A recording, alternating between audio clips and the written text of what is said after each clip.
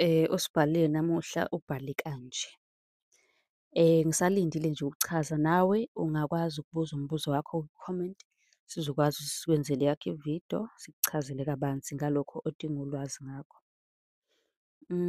Osibhalile namuhla uthi-ke, nginokuphupha izinalithi eziningi. Ngabe-ke lelo phupho libika ukuthini? Iphupho ley'nalithi alikho lihle. Lelo phupho lisuke nalo lifaka abathakathi, okungenzeka ukuthi-ke khona umuntu ogangayo.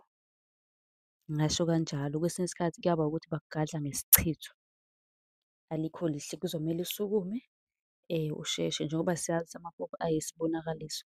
Ngakho-ke wena uma usubonile bekubonisile, sukuma phela ulungise uma kumele ulungise. Ungakwazi-ke ukusi-inbox-a, sikuxhumanise nogogo ozokwazi ukuthi sikusize.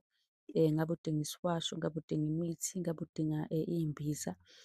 Konke lokhu-ke akwenzayo ekwazi yena ekuposele kufike ngokushesha kuwena. Okwakho ukuthi usibhalele, ucele ukuthi ucela sikudlulisele kuyena.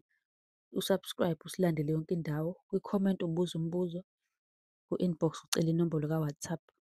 Ubuze umbuzo kwi-comment, sobe sesikwazi ukuthi sikwenzele nawe eyakho ividiyo ezobe-ke iphendula lo mbuzo ozobe uwubuze wena. Nisale kahle.